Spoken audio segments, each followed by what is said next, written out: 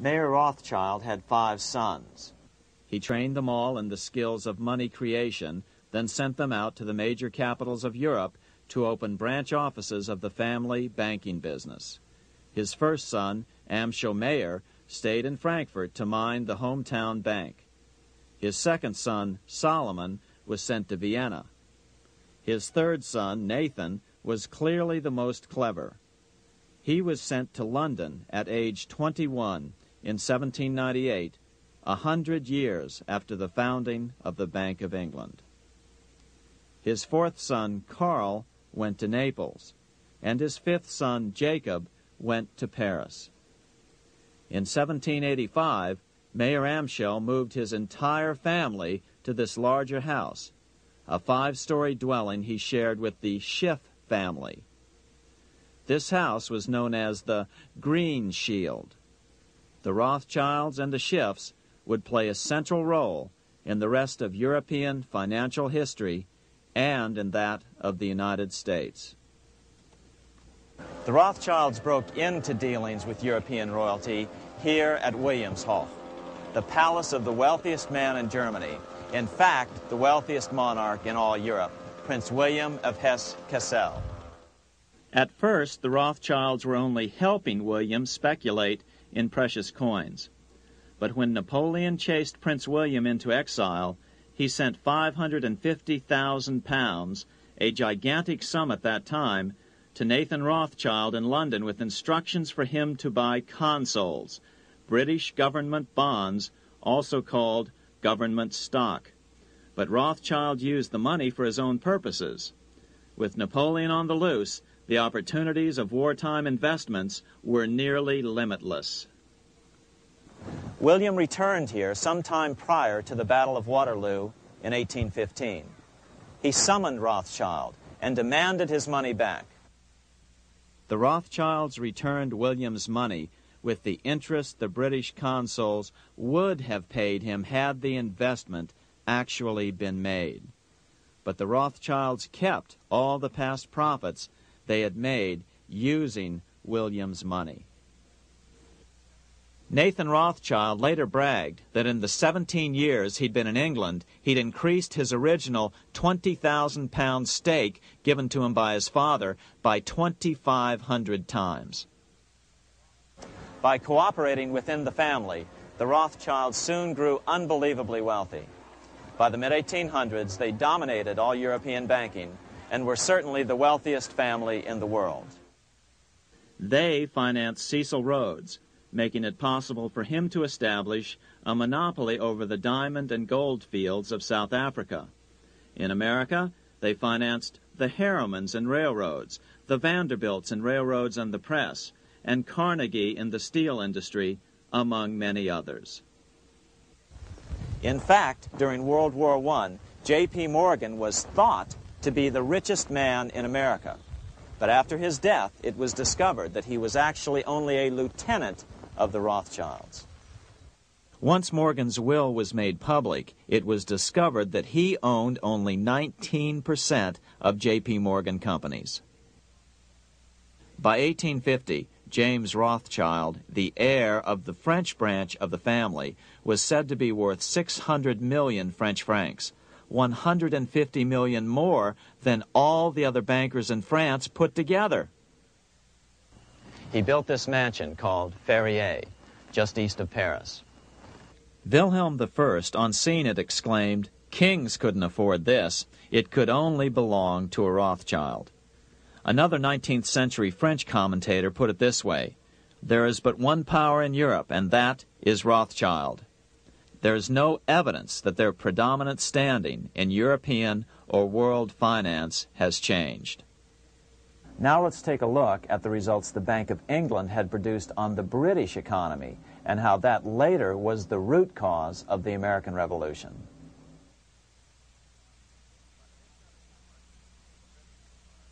By the mid-1700s, the British Empire was nearing its height of power around the world.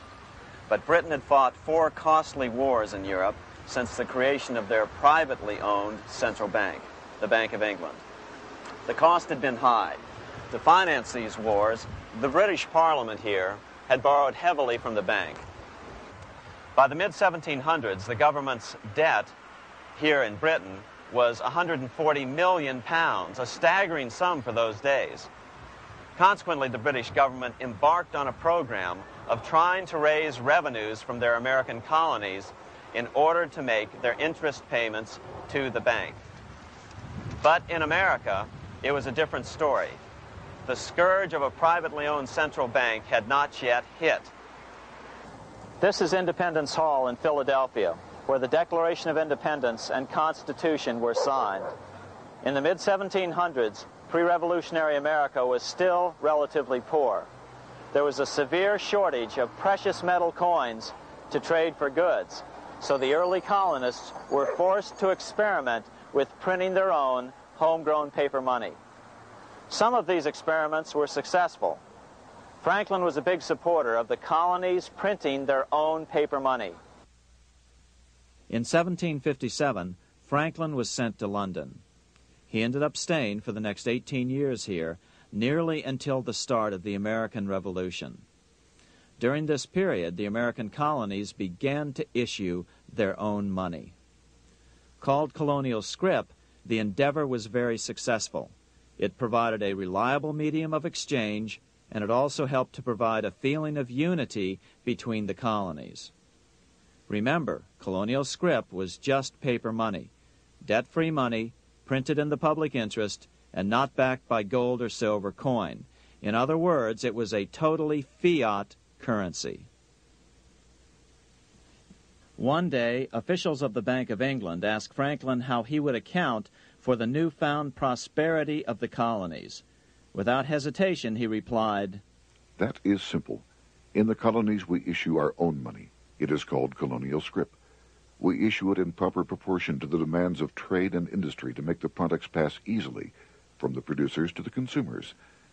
In this manner, creating for ourselves our own paper money, we control its purchasing power, and we have no interest to pay to no one." This was just common sense to Franklin, but you can imagine the impact it had on the Bank of England.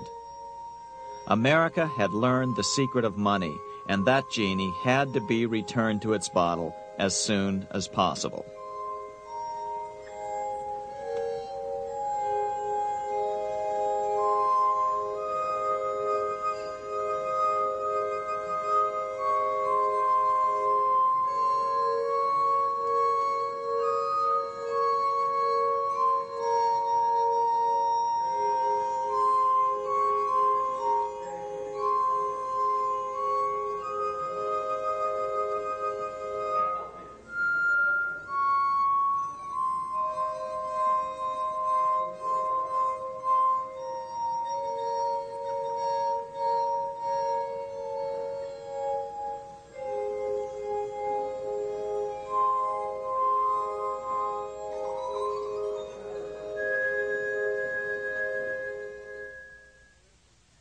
As a result, Parliament hurriedly passed the Currency Act of 1764. This prohibited colonial officials from issuing their own money and ordered them to pay all future taxes in gold or silver coins. In other words, it forced the colonies on a gold or silver standard. For those who still believe that a gold standard is the answer for America's current monetary problems, look what happened to America after that.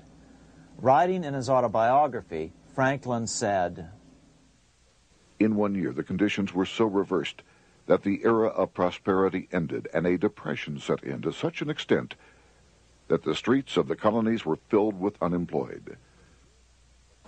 Franklin claims that this was even the basic cause for the American Revolution. As Franklin put it in his autobiography, "The colonies would gladly have borne a little tax on tea and other matters had it not been that England took away from the colonies their money, which created unemployment and dissatisfaction. The inability of the colonists to get the power to issue their own money permanently out of the hands of George III and the international bankers was the prime reason for the Revolutionary War." By the time the first shots were fired in Lexington, Massachusetts, on April 19, 1775, the the colonies had been drained of gold and silver coin by British taxation. As a result, the Continental government had no choice but to print money to finance the war. At the start of the Revolution, the U.S. money supply stood at $12 million. By the end of the war, it was nearly $500 million. As a result, the currency was virtually worthless. Shoes sold for $5,000 a pair. Colonial scrip had worked because just enough was issued to facilitate trade. As George Washington lamented, a wagon load of money will scarcely purchase a wagon load of provisions.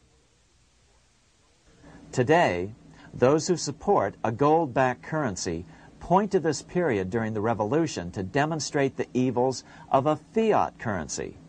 But remember, the same currency had worked so well 20 years earlier during times of peace that the Bank of England had Parliament outlaw it. Towards the end of the Revolution, the Continental Congress, meeting here at Independence Hall, grew desperate for money. In 1781, they allowed Robert Morris, their financial superintendent, to open a privately owned central bank. Incidentally, Morris was a wealthy man who had grown wealthier during the Revolution by trading in war materials. Called the Bank of North America, the new bank was closely modeled after the Bank of England. It was allowed to practice fractional reserve banking. That is, it could lend out money it didn't have, then charge interest on it. If you or I were to do that, we would be charged with fraud, a felony. The bank's charter called for private investors to put up $400,000 worth of initial capital. But when Morris was unable to raise the money, he brazenly used his political influence to have gold deposited in the bank, which had been loaned to America by France. He then loaned this money to himself and his friends to reinvest in shares of the bank. And, like the Bank of England, the bank was given a monopoly over the national currency. Soon the dangers became clear. The value of American currency continued to plummet. So, 4 years later, in 1785, the bank's charter was not renewed. The leader of the effort to kill the bank, William Findley of Pennsylvania, explained the problem this way, quote, "This institution, having no principle but that of avarice, will never be varied in its object, to engross all the wealth, power, and influence of the state." The men behind the Bank of North America, Alexander Hamilton, Robert Morris, and the bank's president, Thomas Whiling, did not give up. Only 6 years later, Hamilton, then Secretary of the Treasury, and his mentor, Morris, rammed a new privately owned central bank through the new Congress. Called the first bank of the United States, Thomas Whiling again served as the bank's president. The players were the same, only the name of the bank was changed.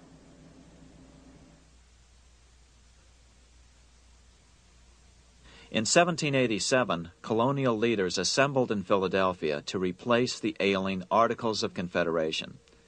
As we saw earlier, both Thomas Jefferson and James Madison were unalterably opposed to a privately owned central bank. They had seen the problems caused by the Bank of England. They wanted nothing of it. As Jefferson later put it, "If the American people ever allow private banks to control the issue of their currency, first by inflation, then by deflation, the banks and the corporations which grow up around them will deprive the people of all property until their children wake up homeless on the continent their fathers